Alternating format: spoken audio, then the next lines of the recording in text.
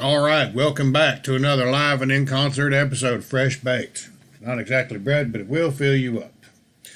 Stand by as I prepare to cast out another bait on the lost sea of souls. But I gotta tell you, never do business with a Christian when he's got the good Lord on his side telling you how to fuck you on the deal. That's just kind of the way it goes most of the time. So what should we talk about today? Well, we've got Yule coming up. That's kind of important. Doesn't seem much like Yule to me. What are we going to do? What are we looking for? Running around here talking about being Vikings and whooping ass and getting big and being smart and reading books. And we're preparing for the return of the sun to the world. There's a reason they spell it S-O-N and the reason we spell it S-U-N. The return of light. The return of something bright and new and shiny. Something that offers hope. Something that pulls us through the darkest times. As the wild hunt rolls through the sky to keep the path clear for us, and we show our gratitude and gifts are received. Some aspect of the gifting cycle is received there. But I got a bone to pick with the gifting cycle that is so often promoted today. It's too much like the goddamn Christian nonsense, or Jesus will take the wheel. You know, I'll give a gift, and the gods will give me a gift. Listen here, people. You already have a gift. And the fact that most of us aren't cultivating that to the utmost of its potential, I would say that's probably the biggest affront we might ever afford to what we consider to be our gods. Fortunately, I also believe that they're patient, giving us opportunity to find it again and again. You know, you come across people that just can't seem to figure it out. It's not hard. You know, that's too many of what we call heathens today are simply exchanged everything that they knew in Christianity and gave it a new name and something new to hate. It took away the fear of hell. Mostly it creates an asshole. But occasionally some people will break through. Occasionally some people will come through and figure out, I've been given this kind of liberty and this freedom, so I might cultivate a gift. So I might really try to become who I'm supposed to become. But here's the deal that goes with that. There's an awful lot of hard work involved in that. Ask any man that's done anything of any kind of consequence in this world. A lot of effort going into that. It means he's put in the time, the effort, the blood, the sweat, the tears to go and become something. To find out, well, is this the gift that I have? Is this what I'm supposed to be using? Well, maybe for this little time in life it is.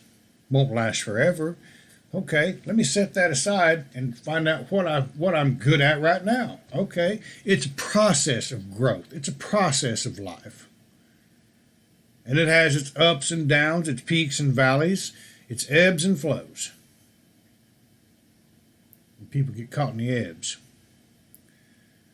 Everybody looking out there for something to challenge. Out there for the gift to come. Always looking outward. Thou fool. Isn't that the biggest lesson of the Heimdall Yoth?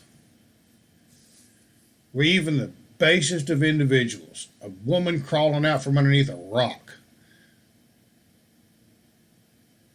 understands that you have everything you need right there inside of you.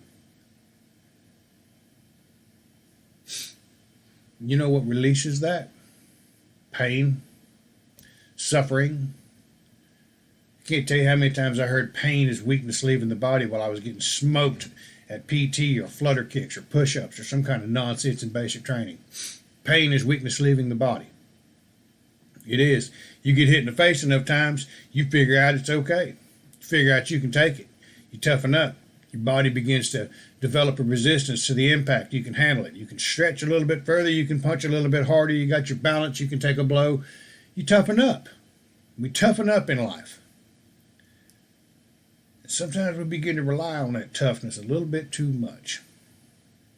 There's more to it than that. I have a 9-year-old little girl. She's not going to understand that toughness. is she? She's looking for something else. When we deal with the ebbs and flows of life, there's always people caught up in it. And everybody has a different perception of it. We try to explain it, we try to share it, we try to deal with it, we try to stand up again.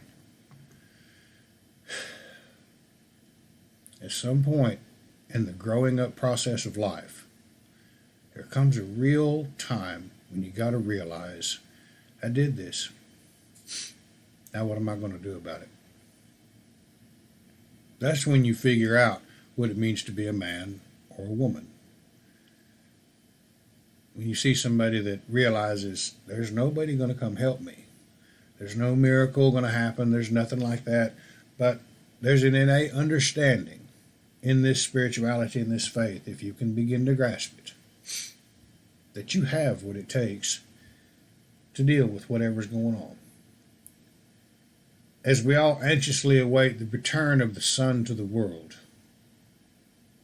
keep that in mind. You do have what it takes to get up and do what you need to do. Just put one foot in front of the other and see where it goes. And it doesn't matter what's going on. Get up. Do it without the try. Say it without the probably. And make a decision as to when you're going to get started.